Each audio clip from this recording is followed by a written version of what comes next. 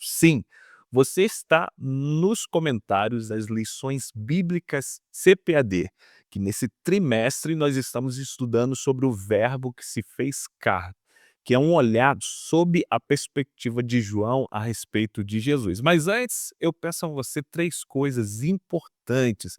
Como chegar a 1000 inscritos rapidamente? Se você me ajudar, isso vai ser um fato e isso vai ser de suma importância. Em primeiro lugar, eu peço a você já inscrito, é novo, ainda não se inscreveu? Se inscreva nesse canal. Quando se inscrever, ative o sininho para receber todas as vezes que eu postar uma aula nova, você vai receber. Já se inscreveu? Que bom! Eu peço a você também curta este comentário, fazendo assim o YouTube vai entregar para mais pessoas. Esse conteúdo vai abençoar a vida de outras pessoas. Já se inscreveu? Já curtiu esse conteúdo? Eu peço a você, no final da aula, compartilhe no grupo de WhatsApp da sua igreja, no grupo da família, para que nós possamos abençoar a vida de outras pessoas. E assim nós chegaremos a 1000 inscritos e o nome do Senhor vai ser engrandecido, porque esse é o meu papel, essa é a minha missão. Professor, professora, e antes de você dar sequência a essa aula, eu tenho um recado importante para você. Abaixo eu deixei um link. No link você pode acessar depois e fazer seu cadastro. É só nome e e-mail. Você vai receber no seu e-mail o resumo dessa aula em texto que pode te auxiliar na preparação da sua preciosa aula para os seus alunos. Então, clica no link, nome, e-mail, coloca, envia e verifique na sua caixa de e-mail que você vai receber lá um resumo dessa aula em texto. Lição de número 3. Lição de número 3, nós vamos estudar sobre a verdadeira adoração. A verdadeira adoração. E nós temos como textuário, e eu peço a você também para que você prepare aí um bloco de anotação, pegue a sua Bíblia e faça os apontamentos desta aula. Quando eu repetir por mais de uma vez uma palavra, anote aí porque ela é de suma importância. Vamos andando então. Nós vamos ver que o textual encontra-se em João, capítulo 4, verso de número 24, onde Jesus mesmo diz o seguinte: Deus é espírito, e é necessário que os seus adoradores o adorem em espírito e em verdade. Olha que coisa impressionante.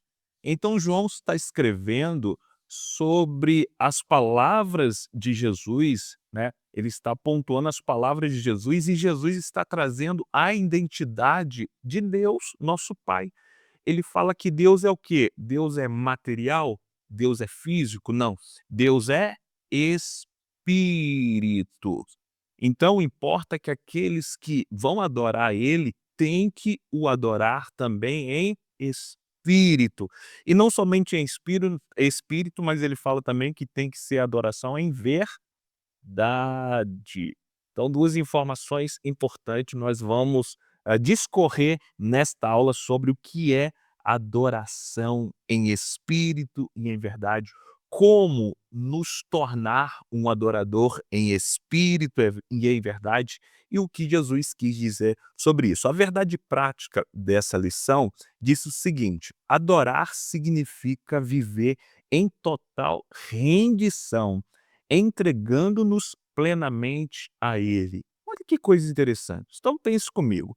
Adoração, então, não é apenas cantar. Sim, adoração não é apenas cantar. Porque tem gente que pensa que adorar é cantar, tocar um instrumento ou coisa parecida. Mas adoração é muito mais do que isso. Conforme diz aqui a verdade prática, adoração é se render, ou seja, render o seu coração única e exclusivamente a Ele, ao nosso Deus. Então, avançando, na aula dessa semana, nós vamos estudar um dos temas que é central no Evangelho de João, que é a verdadeira adoração. Veremos nesta aula que Jesus ele está à procura de quem? De verdadeiros adoradores. Olha que coisa magnífica, verdadeiros adoradores. Se Jesus está à procura de verdadeiros adoradores, isso significa que falta adoradores. E isso significa também que tem uma falsificação generalizada de adoradores no nosso meio. Mas Jesus, ainda com o seu olhar, o nosso Deus ainda procura verdadeiros adoradores. Olha que coisa magnífica. Se ele procura verdadeiros, porque tem muitos falsos adoradores. E como me tornar um verdadeiro adorador? Na aula de hoje nós vamos aprender um pouco mais. Então nós temos 3 objetivos centrais para essa aula, professor. 3 objetivos centrais. Em primeiro lugar, nós vamos analisar e também esclarecer o diálogo de Jesus com uma mulher que se tornou uma verdadeira adoradora, a samaritana. Nós vamos também mostrar aos alunos que a verdadeira adoração é mais do que cantar, é mais do que tocar um instrumento. A verdadeira adoração é uma rendição total à vontade que é boa, perfeita e agradável de Deus.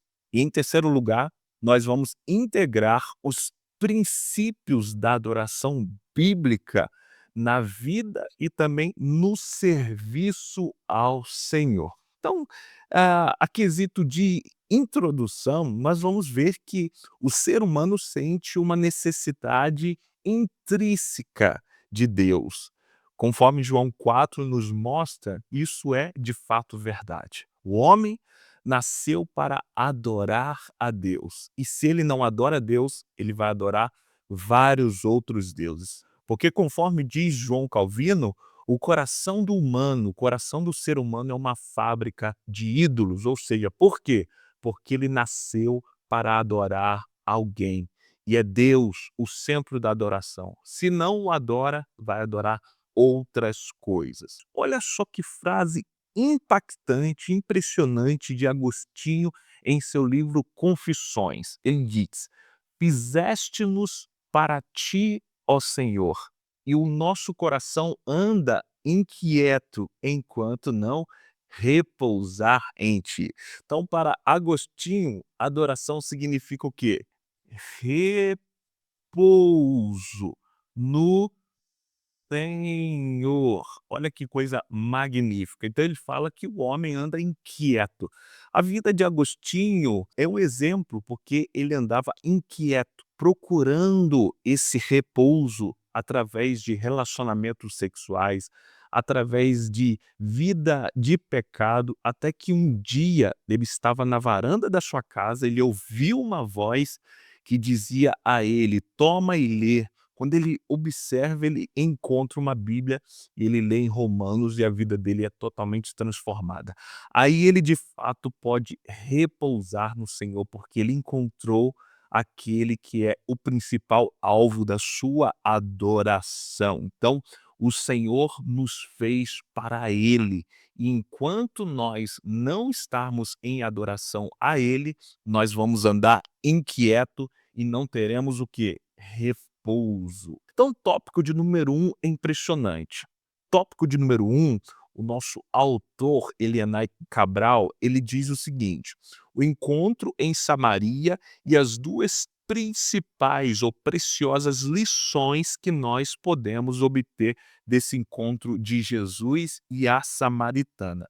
Então, em João 4, o texto expressa: era-lhe necessário passar por Samaria. Mas será que era necessário geograficamente, territorialmente, ou era necessário pessoalmente? Então, 2 motivos pelos quais João expõe que era necessário passar por Samaria, conforme escreve o autor Elianai Cabral, nosso pastor e professor e teólogo. Ele diz que o primeiro motivo, provavelmente porque Jesus estava física e emocionalmente cansado. Mas vamos ver no Evangelho de João que João tem como objetivo mostrar a divindade de Jesus e não excluir também a humanidade de Jesus. Jesus foi, de fato, verdadeiramente divino, mas foi também, de fato, verdadeiramente humano. E João não faz, ele não faz acepção disso, ou seja, ele não exclui a humanidade de Jesus. Ele mostra. Então, provavelmente, Jesus ele passou por Samaria porque ele precisava descansar. Então ele estava saindo da Judéia e indo para a Galileia. E era um percurso bastante longo e ele precisava descansar. É por isso que foi necessário ele passar por ali, por um povoado chamado Sicar, um povoado. Não era dentro da cidade, mas era um povoado distante da cidade. Esse povoado ficava a 2,5 quilômetros da cidade de Samaria. Mas ali naquele povoado, Jesus transformou a vida de uma mulher e também da multidão dos moradores, habitantes daquele povoado. Então nós vamos observar que, além de estar física e emocionalmente cansado, também um segundo motivo pelo qual Jesus passou por Samaria, e esse é um dos principais, é que Jesus ele estava obedecendo à voz do Espírito Santo em sair da Judéia naquele exato momento, naquela exata hora, e partindo para a Galileia. Porque ele sabia que quando o Espírito Santo o chamava, o conduzia, porque o Espírito Santo sempre conduziu Jesus em todas as coisas. Ele sabia que o objetivo era grande, era de salvação. A comida promovida pelo Espírito Santo a Jesus era uma comida espiritual, ou seja, era uma transformação, conforme ele diz para os seus discípulos. Aquele poço, ele era bem movimentado, ok? Porque o povoado de Sicar dependia única e exclusivamente daquele poço de Jacó para tirar água. Então, água é vida, então ficava muito movimentado. Só que Jesus ele passa num exato momento ou numa hora que as pessoas não frequentavam muito aquele poço, porque Jesus para lá no meio do dia, sol quente no deserto, e uma mulher está indo lá. Provavelmente aquela mulher vai naquele horário porque ela tem alguns problemas, algumas dificuldades na sua vida, então ela não quer se deparar com muitas pessoas. Por que não passar por Samaria? Porque tinha um conflito entre samaritanos e também judeus. Havia um conflito, mas Jesus ele quebra totalmente esse conflito para salvar uma mulher. Então, mais forte do que esses conflitos, do que essas tensões raciais, Jesus tinha uma missão. E que missão era essa que Jesus tinha? Era transformar totalmente e fornecer a água viva a uma mulher que estava sedenta.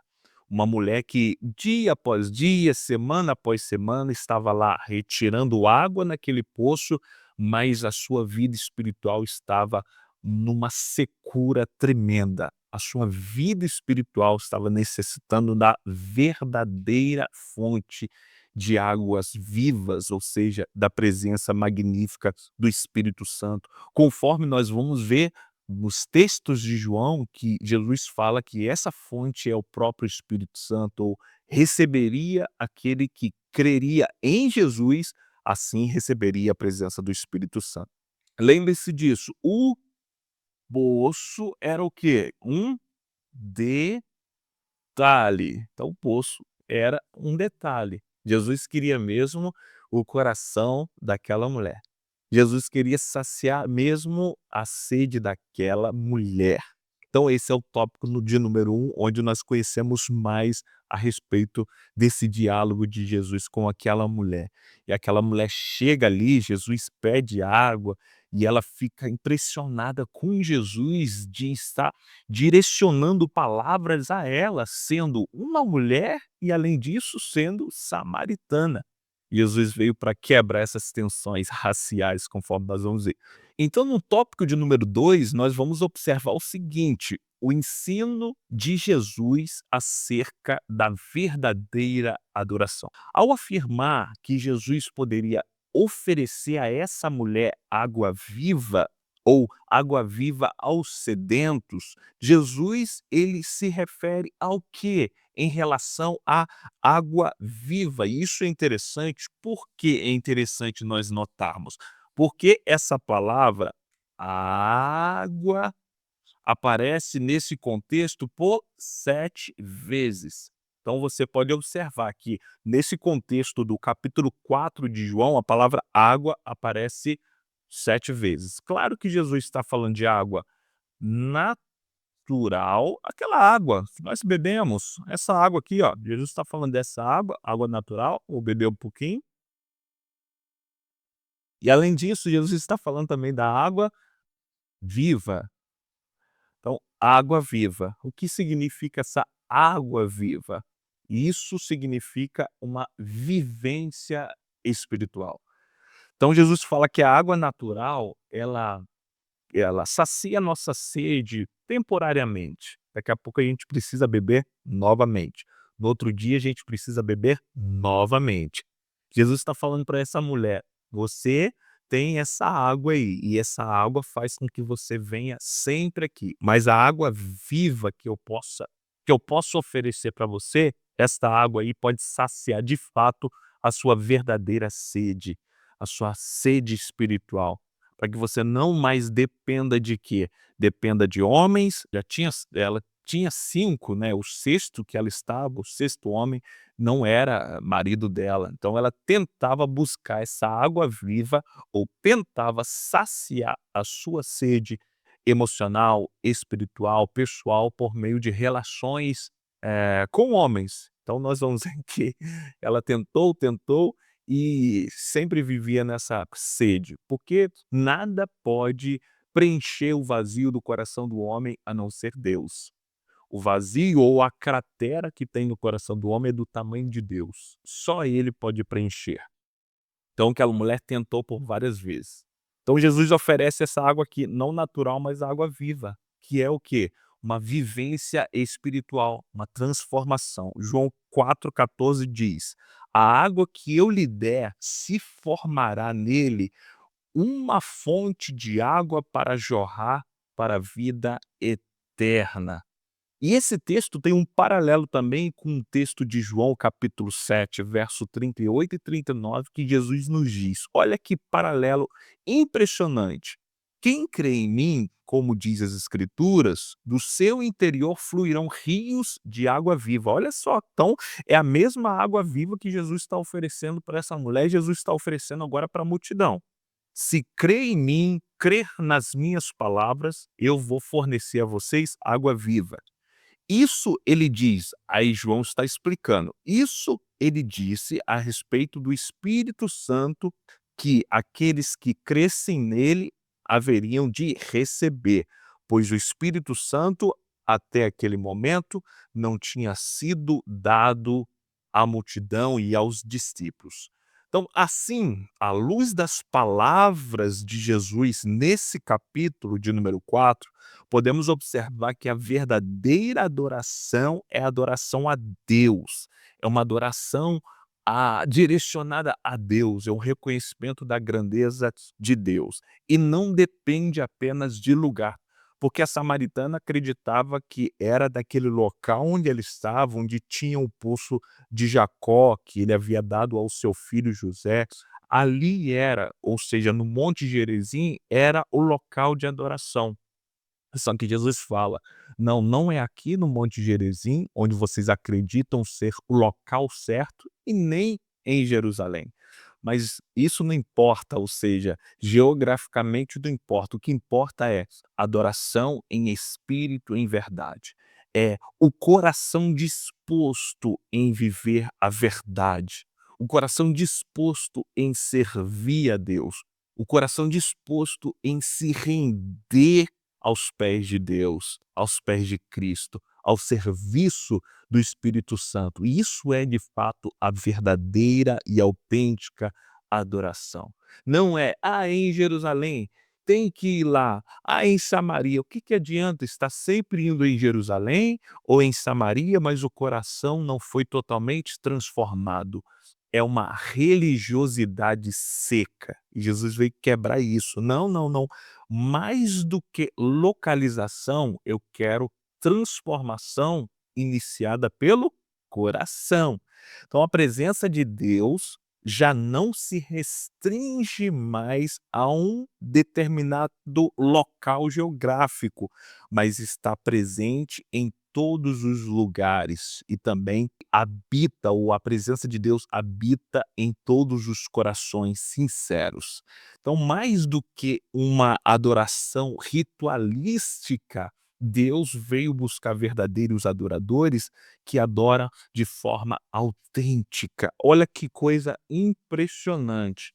Então, o que que Jesus estava procurando? Tanto ali com a mulher e também trazendo para nós essa informação, porque Jesus sabia que essa informação, que esse encontro ia percorrer o mundo todo. Qual informação Jesus quer trazer para nós? Que a adoração verdadeira significa o quê? Significa autenticidade. Mais do que rito religioso, Deus procura coração autêntico. Mais do que a forma de adorar, Deus procura a disposição do coração para se tornar um verdadeiro adorador. Então é isso. João 4:24. Deus, ele é espírito e é necessário que aqueles que o adoram em espírito e em verdade. É mais do que o quê? Rito religioso. É espírito. Ter o meu espírito conectado com o espírito de Deus. E verdade significa o quê? Ter as minhas palavras verdadeiras, as minhas ações verdadeiras, o meu desejo verdadeiro, conectado com o quê? Com a verdade que é a palavra de Deus.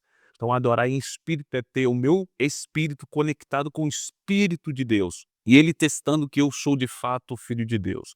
E também obter uma adoração centrada na palavra de Deus. É isso que o Senhor tem procurado nos dias de hoje.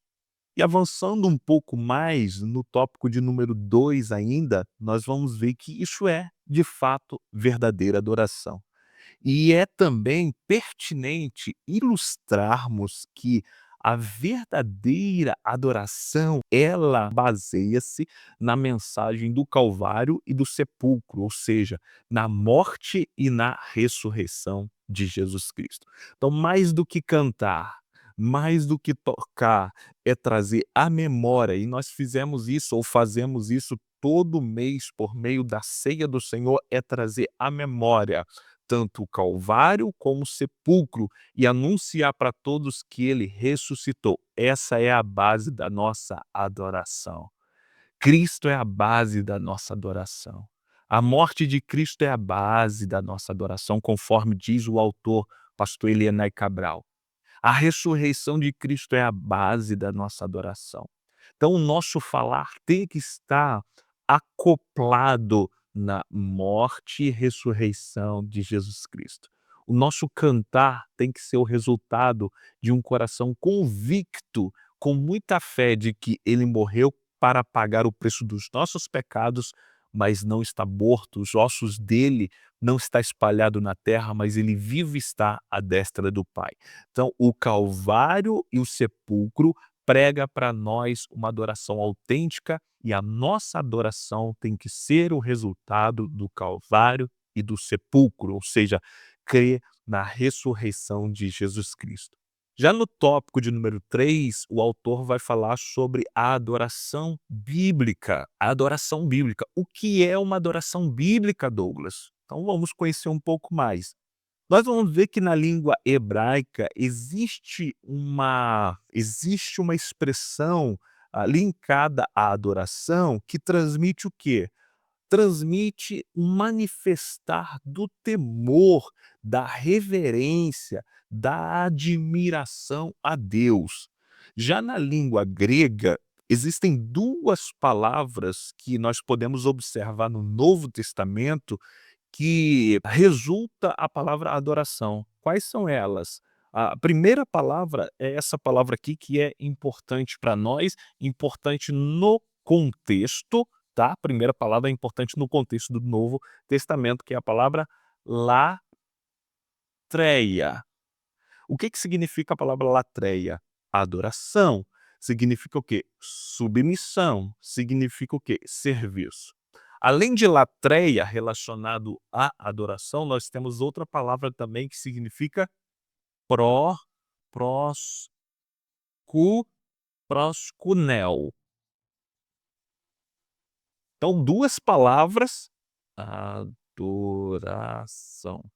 2 palavras no grego que significa ou que resulta da adoração, que é latreia, que significa se prostrar, latreia, que significa reverenciar, e proskunel. Que significa essa palavra proskunel? Significa um ato de adoração. E é essa palavra proskunel que Jesus utiliza ali em João capítulo 4. Então, no diálogo com a mulher samaritana, Jesus utiliza o proskunel, que significa uma adoração.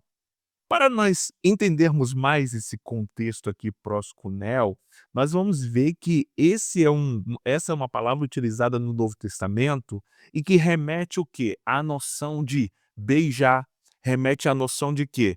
Ou seja, um ato de se dobrar em joelhos e prostrar-se com a testa no solo. Então Jesus está falando que a verdadeira adoração é o proskunel, aí no diálogo com a mulher. E o que é o proskunel? Se ajoelhar, ou seja, colocar o rosto em terra, reconhecer a grandeza de Deus, reverenciar ao nosso Deus, reverenciar os atributos de Deus, reverenciar a grandeza de Deus e assim servir a esse Deus que é grande e poderoso. Então, o serviço a Deus está profundamente associado ao proskunel. O serviço a Deus está profundamente associado ao proskunel.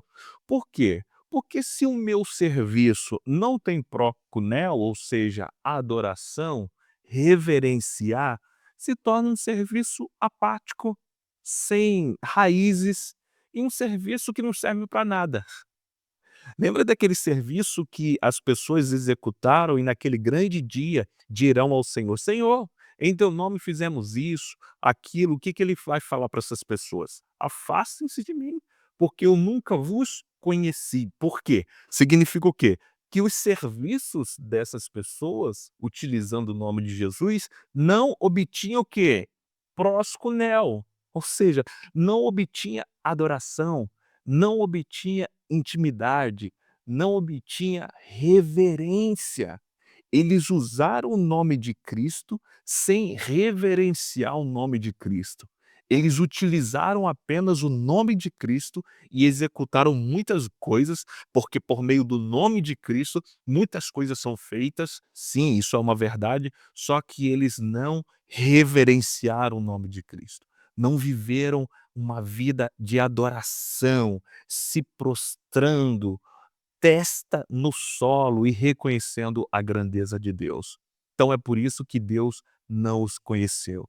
Porque se eu não vos conheço, nesse contexto que Mateus ele expõe ali no Sermão do Monte, Jesus falando para esses falsos profetas, nesse contexto nós podemos observar que a palavra conhecer é intimidade. E somente quem tem intimidade com Deus, de fato, é ou seja, um adorador. Executa o proskunel. Tem adoração de quê? Qual o significado? De se ajoelhar e de se dobrar diante do Senhor. Então, o serviço de Deus, ou o serviço a Deus, ele tem que estar profundamente associado à adoração. Assim, o serviço que prestamos a Ele, ou seja, o cumprimento dos nossos objetivos, os nossos propósitos, de fato será como o objetivo de adorar ao nome do Senhor. Esse proskunel é que o apóstolo Paulo ele utiliza em Romanos 12:1, um serviço dedicado ao Senhor, um serviço, um coração dedicado ao serviço do Senhor. É um sacrifício vivo e agradável, ou seja, que o Senhor ele recebe. Nós vamos observar também que a adoração verdadeira, ela é baseada naquilo que o salmista disse no Salmo de número 42, verso 2: "A minha alma tem sede de Deus". Isso é adoração do Deus vivo. "Quando entrarei e me apresentarei ante a tua face?". Então, um verdadeiro adorador, ele passa o dia com essa pergunta, com esse questionamento. A minha alma, ela tem sede de Deus, é um fato. E quando eu entrarei na presença ou na face desse Deus para o vê-lo, o reverenciá-lo e o adorá-lo? Você tem desejo de adorar o Senhor todos os dias da sua vida ou só tem desejo de adorar quando você está na igreja?